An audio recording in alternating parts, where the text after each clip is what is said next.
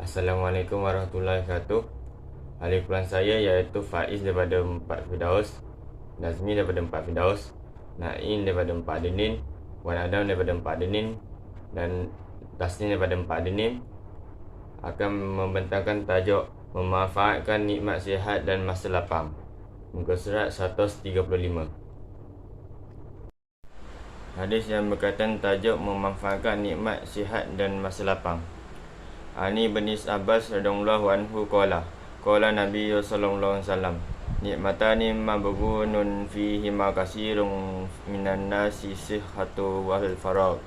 Artinya, daripada Ibnu Abbas radhiyallahu anhu berkata, Nabi sallallahu alaihi wasallam telah bersabda, dua nikmat yang kebanyakannya manusia sering terpedaya, iaitu nikmat sihat dan masa lapang. Hadis riwayat Bukhari. Intisari hadis. Kebanyakan manusia sering kali tertipu dan terpedaya dengan nikmat kesihatan dan masa lapang. Usaha dan amalan akan menjadi sia-sia sekiranya meninggalkan suruhan agama. Manusia dituntut memanfaatkan masa lapang dan kesihatan dengan aktiviti yang disukai Allah SWT dan Rasulnya. Nikmat sihat dan masa lapang. Sihat adalah suatu keadaan seseorang yang tidak menghadapi sebarang penyakit. Manusia berada dalam kerugian apabila kesihatannya tidak digunakan untuk melakukan kebaikan dan kebajikan. Masa lapang adalah keadaan seseorang yang tiada sesuatu pekerjaan yang hendak dilakukan. Masa yang berlalu pergi tidak akan kembali. Semua perkara bergantung kepada ketentuan masa, sama ada ia memberi keuntungan atau kerugian, sehinggakan masa diibaratkan seperti emas. Peluang menjaga dan memanfaatkan nikmat sihat dan masa lapang. Nikmat kesihatan dan masa lapang adalah antara kenikmatan yang paling besar yang sewajarnya manusia memanfaatkannya dengan baik. Namun, kebanyakan manusia terpedaya dengan nikmat kurniaan Allah SWT, sedangkan nikmat tersebut merupakan amanah dan akan dipertanggungjawab di hari kiamat. Sabda Rasulullah SAW, An Abi Barzah Nadalah bin Ubaidi Aslami, qala Rasulullah SAW, La tazul qadama abdi yawmal qiyamah hatta yus'ala an umurihi fima afnahu wa an ilmihi fima fa'ala wa an malihi min aina aktasabahu wa fima anfaqahu wa an jismihi fima ablahu. Riwayat At-Tirmizi. Artinya, daripada Abi Barzah Nadalah bin Ubaidi Aslami radhiyallahu anhu berkata, sabda Rasulullah SAW, kedua-dua kaki seorang hamba tidak berganjak pada hari kiamat sehingga ditanya tentang bagaimanakah umurnya dihabiskan, ilmunya diamalkan, hartanya dicari dan dibelanjakan, serta tubuh badannya digunakan. Riwayat At-Tirmizi. Menjaga nikmat sihat. Yang pertama, Islam menyarankan untuk menjaga kesihatan kerana segala aktiviti dan rutin harian dapat dilaksanakan dengan aktif dan cergas kerana bebas daripada masalah kesihatan. Yang kedua, kempen gaya hidup sihat, pemakanan berkhasiat dan aktiviti riadah membantu manusia kekal sihat dan proaktif dalam pekerjaan. Yang ketiga, memelihara fungsi akal supaya manusia dapat berfikir dengan lebih kreatif dan inovatif. Firman Allah SWT dalam surah Al-Asr, Bismillahirrahmanirrahim.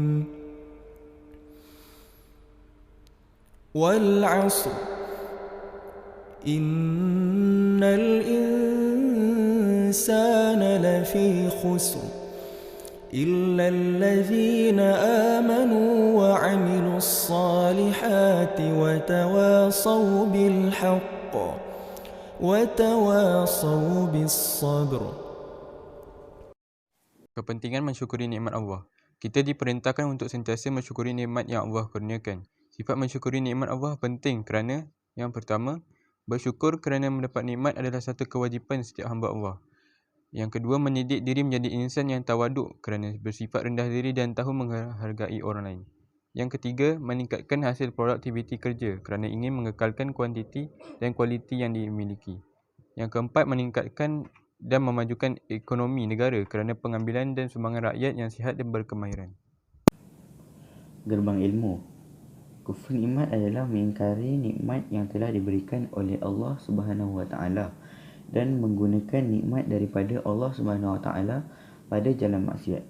Contohnya, yang pertama, menggunakan harta kekayaan untuk berjudi. Yang kedua, menggunakan kepintaran akal untuk menipu. Usaha-usaha memanfaatkan kesihatan dari segi individu. Yang pertama, memperuntukkan waktu rehat yang mencukupi dan berkualiti. Yang kedua, membuat pemeriksaan kesihatan sebagai langkah pencegahan awal penyakit. Dari segi masyarakat pula, yang pertama, meluangkan masa beriadah bersama keluarga untuk mengeratkan hubungan silaturahim. Yang kedua, ahli keluarga membersih kawasan rumah untuk kehidupan yang sejahtera. Dari segi aspek negara pula, mengadakan kempen pemakanan halal dan thayyiban untuk membina kesihatan yang berkualiti. Yang kedua, menguatkuasakan kawasan larangan merokok secara efektif dan efisien.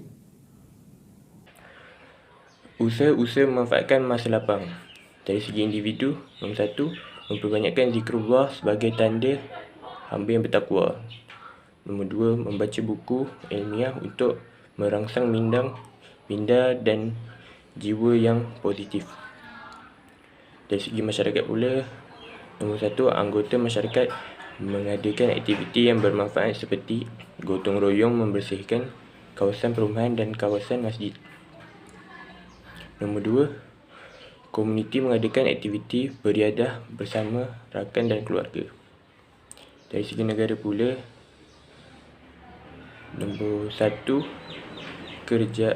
kerajaan mengadakan program yang bermanfaat kepada masyarakat seperti Hari Sukan Negara dan kempen membaca. Nombor 2, agensi kerajaan melancarkan dan menyediakan infrastruktur yang bermanfaat untuk aktiviti masyarakat yang bermanfaat seperti pusat rekreasi dan kompleks sukan.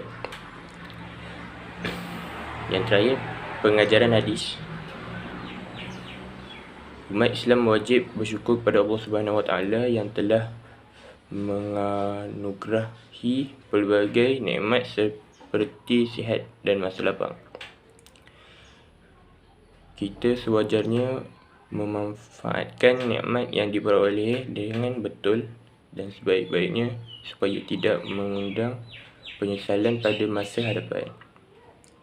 Nombor 3, murid mesti menggunakan masa lapang dan nikmat sihat dengan menuntun ilmu dan bertakwa kepada ibu bapa, masyarakat serta negara. Nombor 4, masyarakat disarankan agar menjaga kesihatan dengan melakukan aktiviti berfaedah seperti beriadah dan menjaga pemakanan supaya diri kekal sihat dan cergas. Sekian daripada kami. Terima kasih.